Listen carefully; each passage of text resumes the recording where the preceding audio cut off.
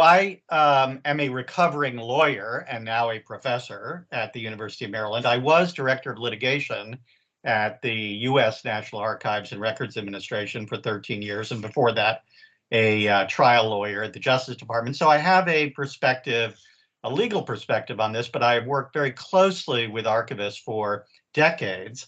I must say that my talk is going to be very more practical and real world.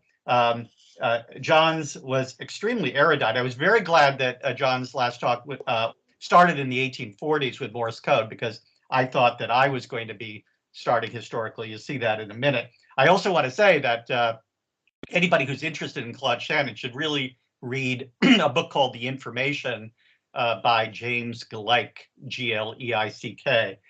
Claude Shannon's a fascinating individual, as John alluded to. So I'm going, if you do the next slide, Cecilia, and Cecilia will have to do the slide since for some reason my computer and Microsoft Teams don't like each other.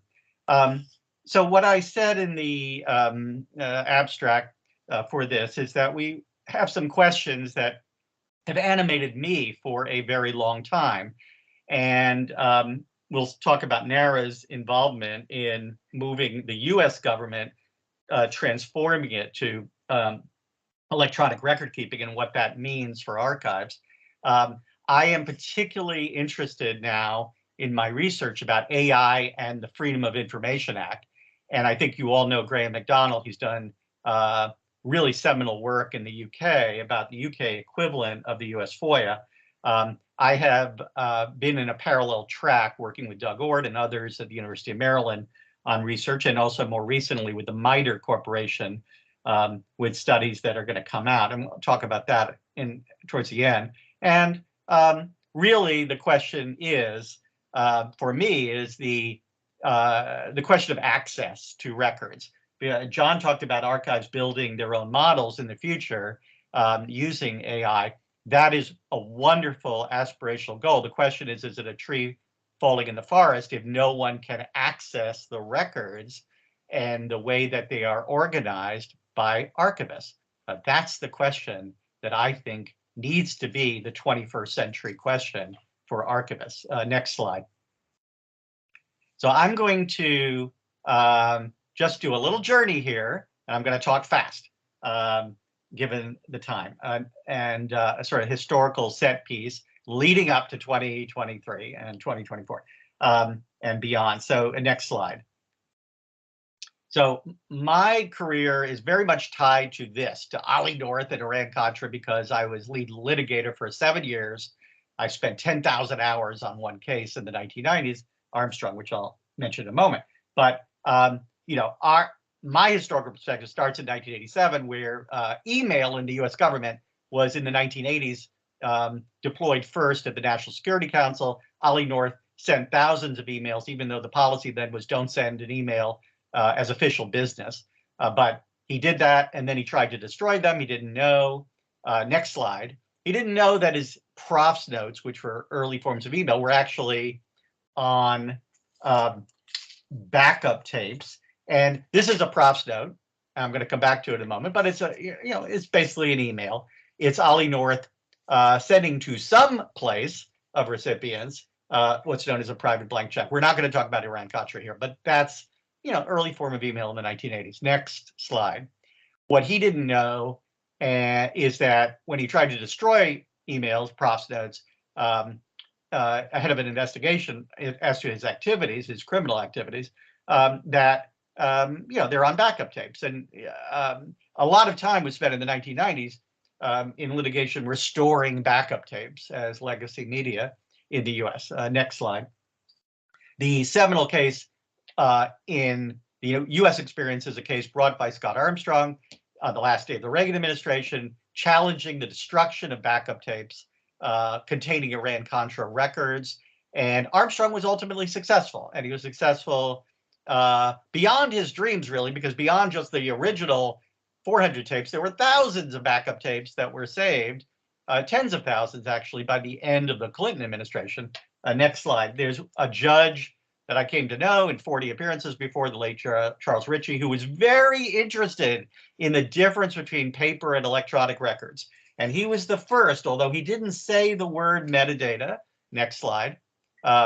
What he was doing in his office was, in his mind, preserving history by saying that the computer knows something that the printouts of paper doesn't. And he was getting at that in a rudimentary way. But what he did was profound in terms of what the future would look like in the US government. In the next slide. And what he found, and this is the whole Armstrong case right here in a circled part, what he found was that when you print out an email, you don't get all of the recipients of the email, at least under the prof system in 1980s. And what he said is that the metadata at top, and if it was from and to, this happened to be to John Poindexter, but if it was list A, you wouldn't know. You wouldn't know who got the messages. The computer, in his words, knew, but people didn't, in terms of the historical printouts that would be in archives. And so the government lost the case. All right, next slide.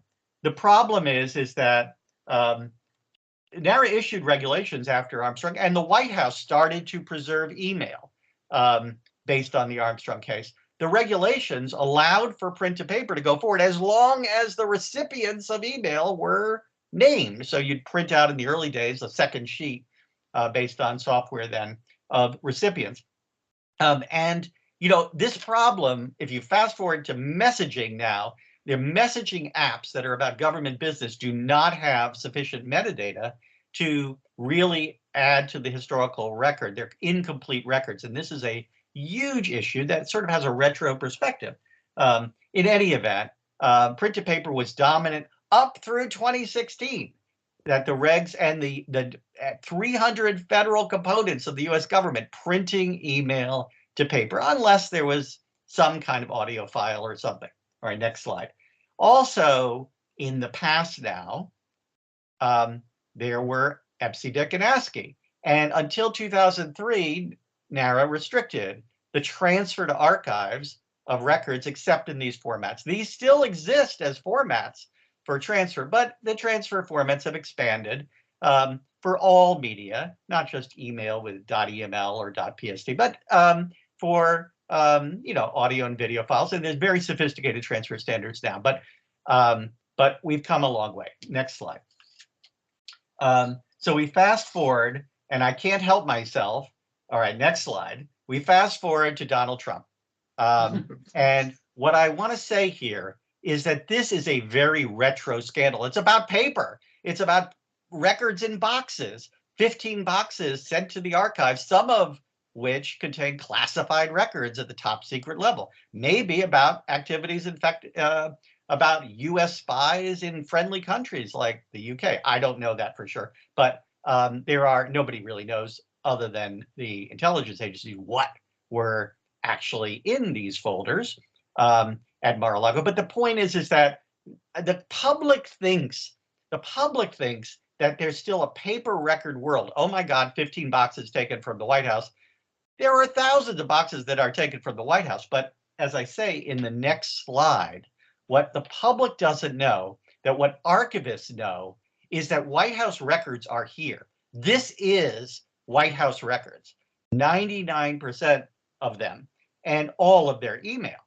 And actually, I know where it's located. It's located in an underground facility in the Washington, D.C. area, but I would have to be kidnapped and tortured to reveal the location. In any event, this is the world. This is the world we're in.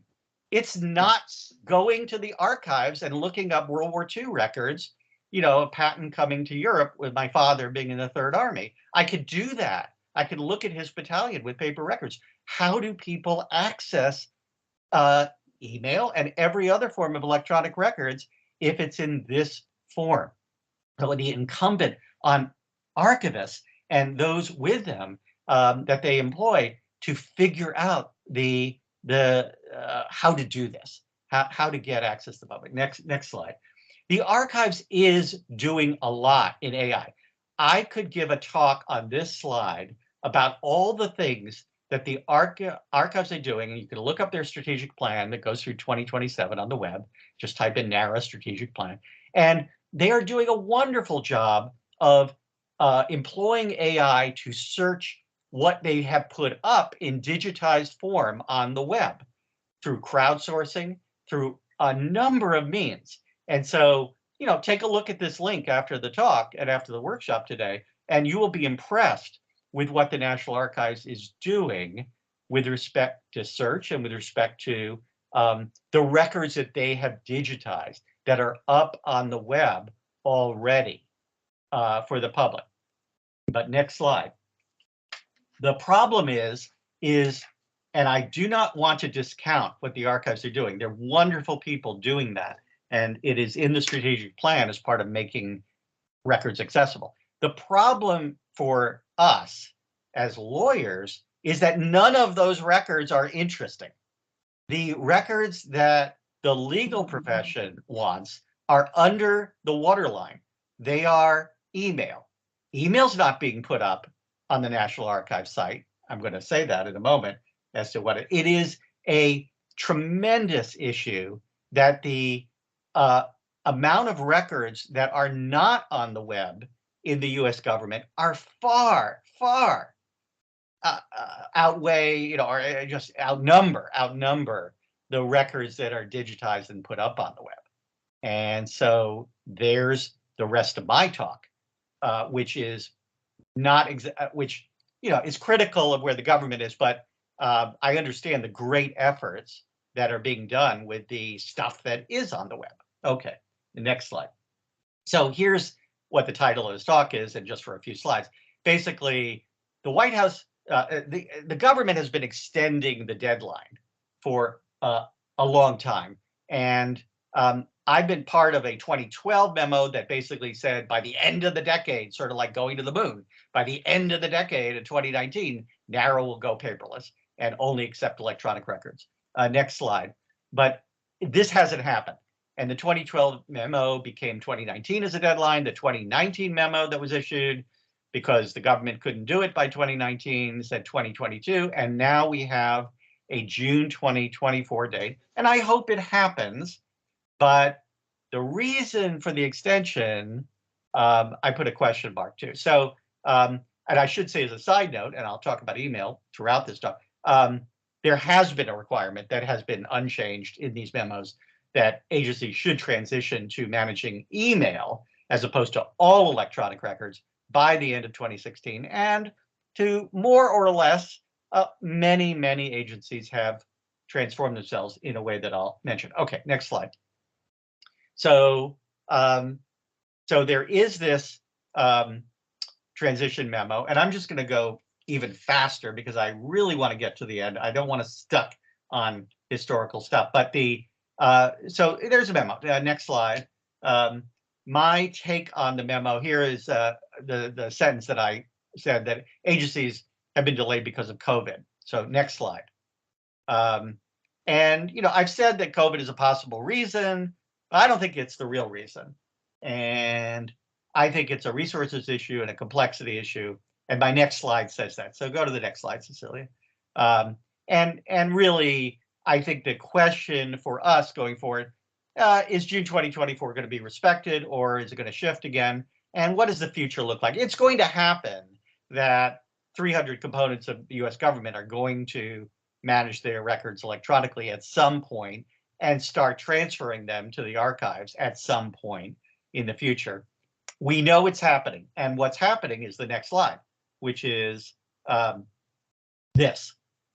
That's what's happening with records. It is going to be a huge issue for the National Archives to confront. I don't think they are quite there yet in terms of knowing what institutionally what's happening. So the next slide, this is a taste of the future for the archives.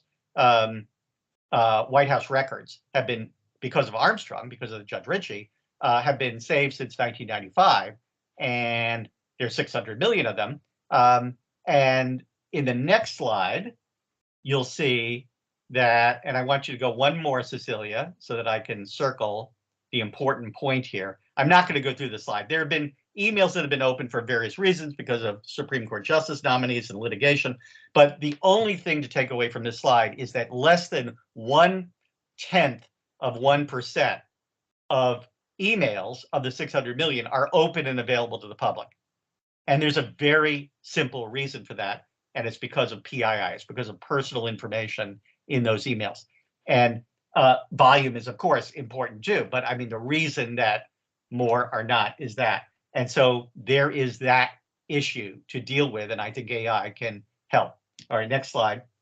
I also don't want to linger too much on this, but there is a capstone policy that I was part of inventing for the government. And it basically says that all emails should be preserved at agencies for 7 years, and the senior officials at agencies should have their emails permanently preserved at the National Archives. This has led to what I would say is a huge, it can go to the next slide, huge issue because of the repositories growing so rapidly. And I don't think that archivists at NARA or records managers throughout the government are aware of what the chess game is that we all know about, the first square and then the second square doubling and the third square, and you get to more grains of rice by the middle of the chessboard than anybody's ever seen. The capstone repository policy is a Trojan horse to the future, which is that there are billions of records being stored at agencies, and there's profound issues about access there, and when they're coming, a portion of them coming to the archives. And it gets worse from just email. Next slide. Because of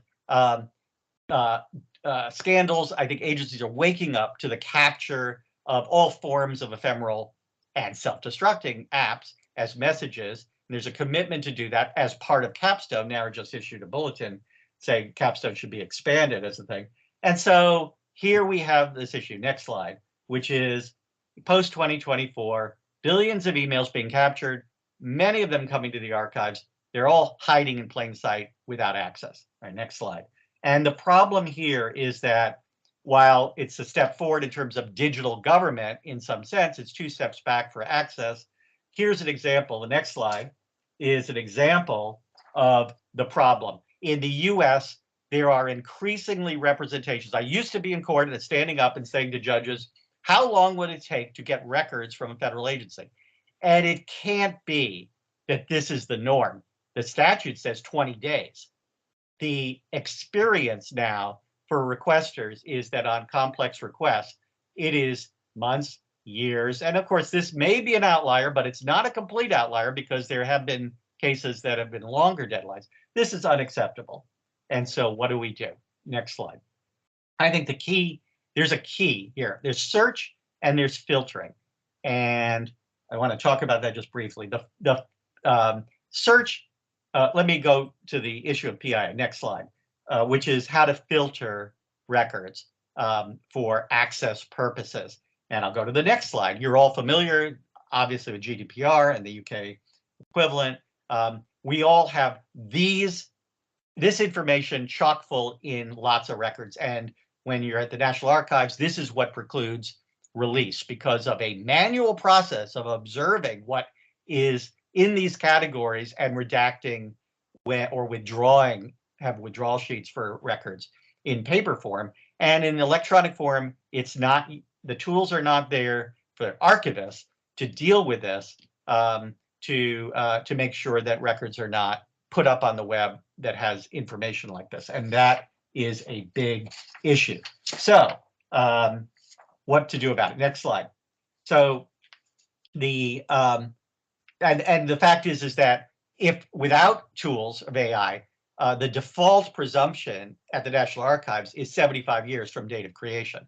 Then when everybody is dead or presumed so, then the records can be released. And maybe that's okay with archivists, given that, you know, records released from the 14th century have taken a while and to curate or whatever. But in the future, if you want to know about the Obama presidency or the Trump presidency or any presidency in the 21st century, can't wait 75 years for hundreds of millions of records.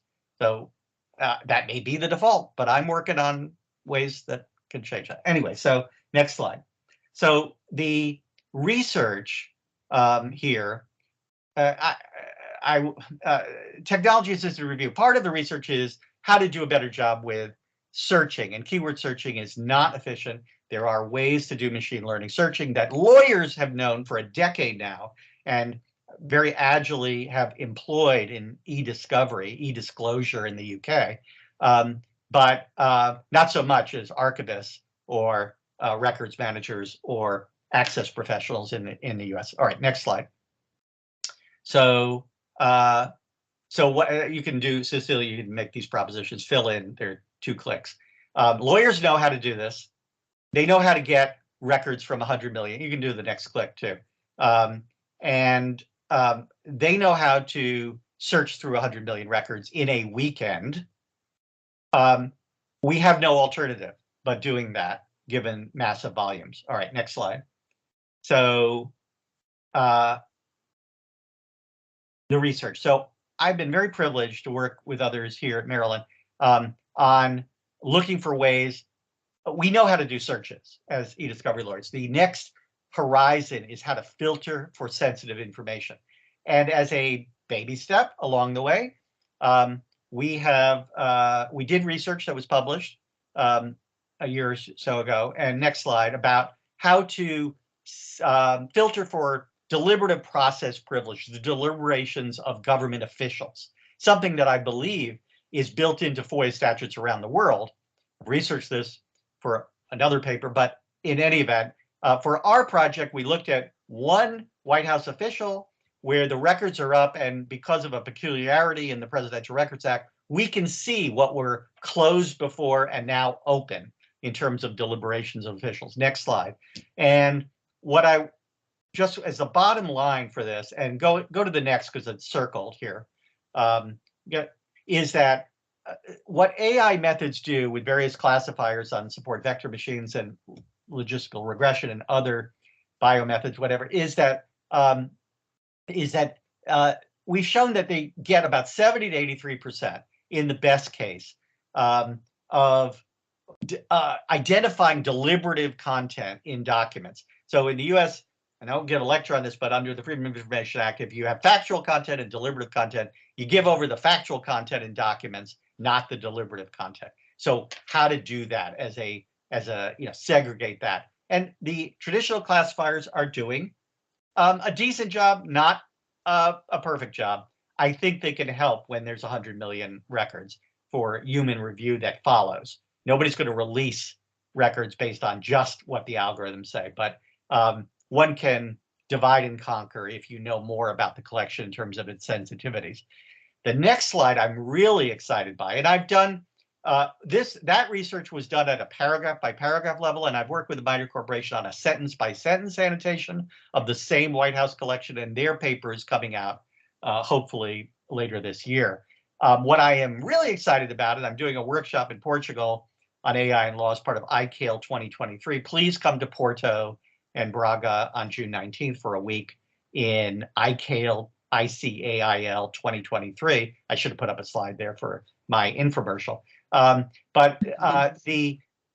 What paper I'm going to present is work that I've just been involved with in the last few weeks, looking at how ChatGPT 3.5 finds deliberative material in the same collection as before, and also explains what it has done. And I don't have a bunch of slides here because I'm sort of waiting to showcase it at the workshop, but and the paper. But the bottom line is that it doesn't do as well at finding deliberative material. If you just ask ChatGPT 3.5, you give it a passage from a document, is this deliberative?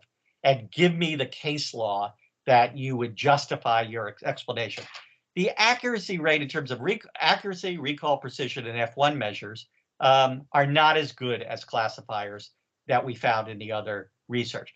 But you know what? The explanations are as good as what FOIA requesters receive from US government agencies. And that is something that is eye-opening to me. And partially because I'm being a little bit cynical here, based on my experience of 40 years, both 33 in government and afterwards. The fact is that the quality of determinations that requesters receive are pretty low. So it's a low bar for GPT 3.5 to low hurdle to get over. One would wish that it were more sophisticated and not such boilerplate and more citations and recent citations, but it's doing maybe a mediocre job, but you know, I assume GPT 4.0 and 5.0 will do a better job. And so there is a whole field of research in the US about applying generative AI to legal domains, you know, passing law exams, bar exams in the US, writing briefs, at least the boilerplate part. And here, I think there is a measure of hope that this new form of AI that does explaining will help not only on accuracy, but we can use other classifiers combined with this, but explaining what the government is doing when it is withholding information from the public. That's what I'm presently waking up in the morning being excited about.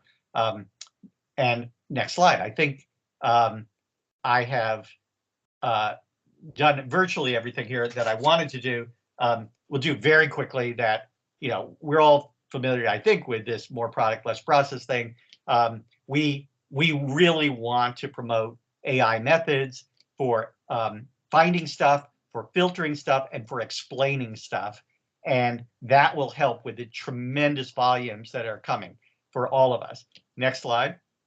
I only have pictures left, and then I'll be done, which is we need to get over our reluctance from the AI world. I don't think we have to understand Shannon's equation as archivists, but I think we do need to work with IT folks, computer scientists, to do a better job at archives for building the models that have been mentioned, and also for allowing access to the citizens of the world about what their governments are doing.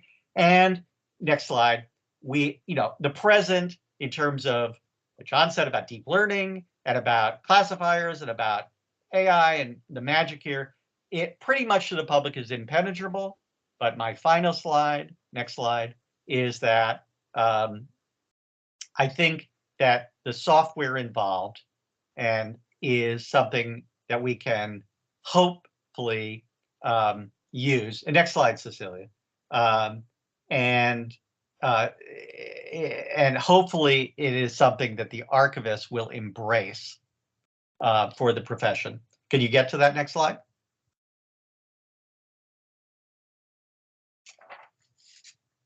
Yeah, I just pop you back on the.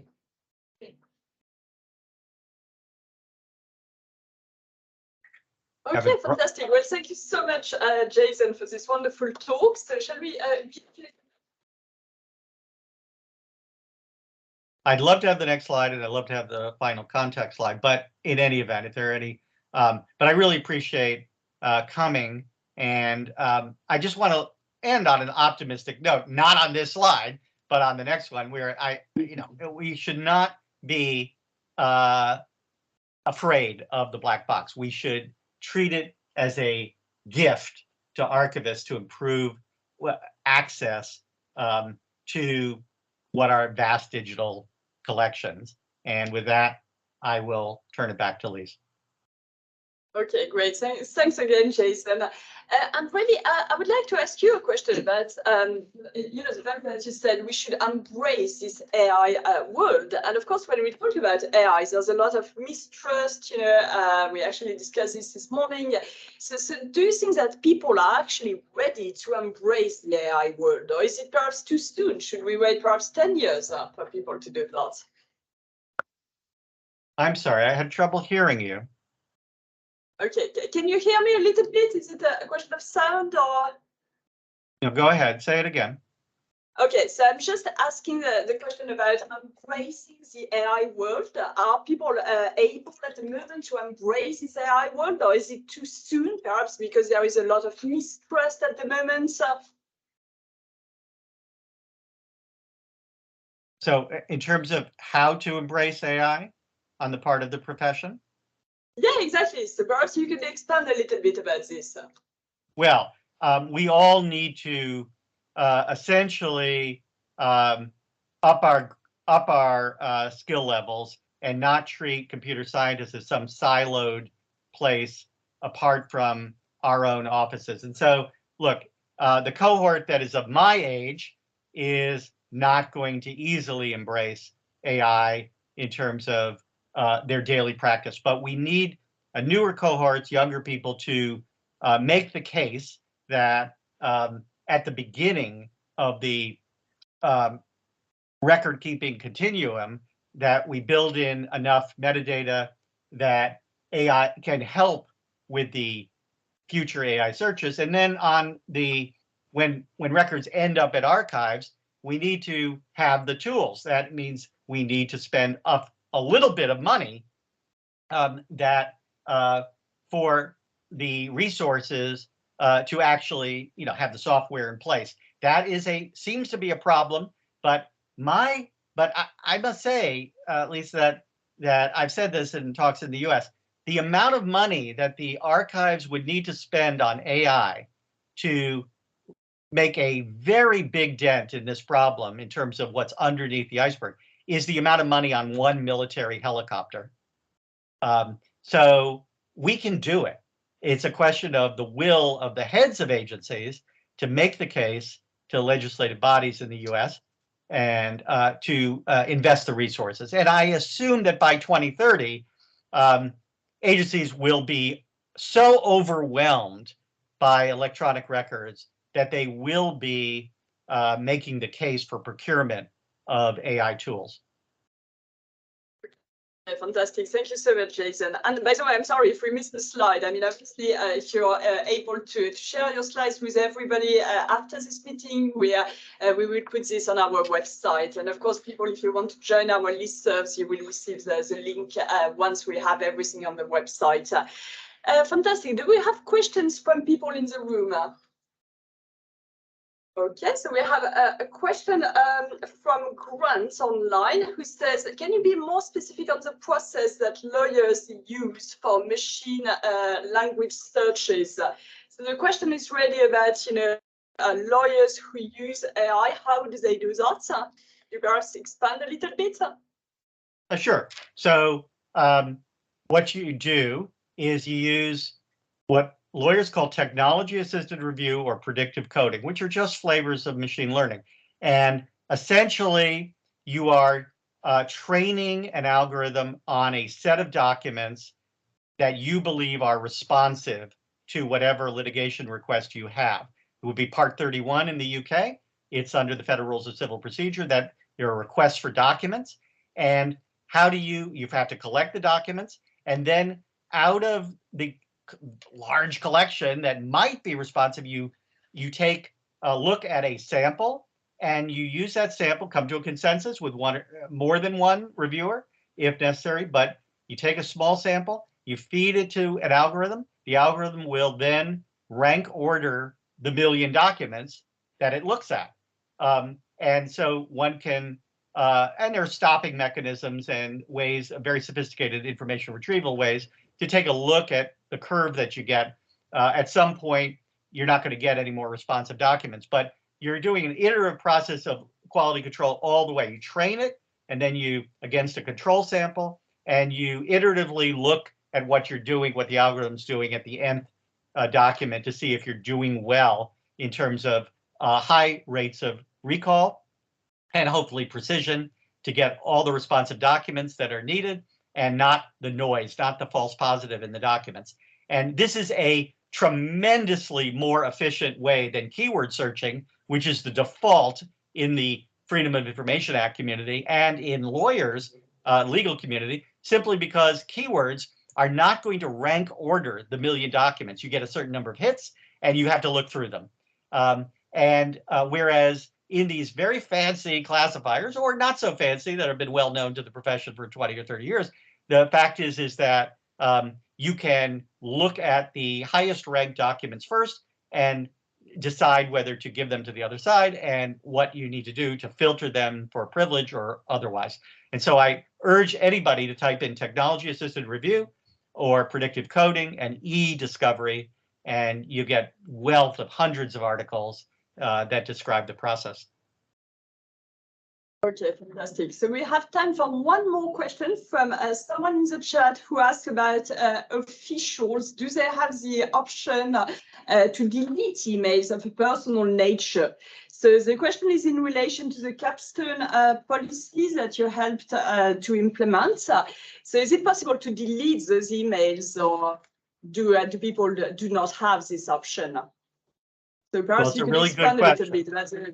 That's It's a very good question, and the answer is that it's up to individual agencies in the first instance to set up rules for the essentially like a spam filter. It's a personal information filter, so that when the collected emails that are in the inbox essentially are journaled or sent to an archival place, a repository that's the capstone repository, that that personal emails are not part of that. Emails to one's spouse, emails to children, whatever. Not supposed to do that. Use email for that, except under very limited circumstances. The U.S. because it's a government computer and all emails owned by the government, not personally. But if there's personal information, it's supposed to be the best practice is to have construct a rule. If not, well, then sensitive information ends up in a capstone repository, and some of it is permanent for senior officials, and it goes to the archives, and all of the rest is held for 7 years at the agency. There is a responsibility then on the part of access professionals to redact personal information, to withdraw documents or to redact parts of documents when there are access requests from the public. But I grant you that there's an issue here with archiving email, given that there's personal emails and their personal information, and that is going to be with us. I don't think we're going to have a filter that works for all of those categories of information before an archival transfer takes place. Great, fantastic. Well, thanks again, Jason.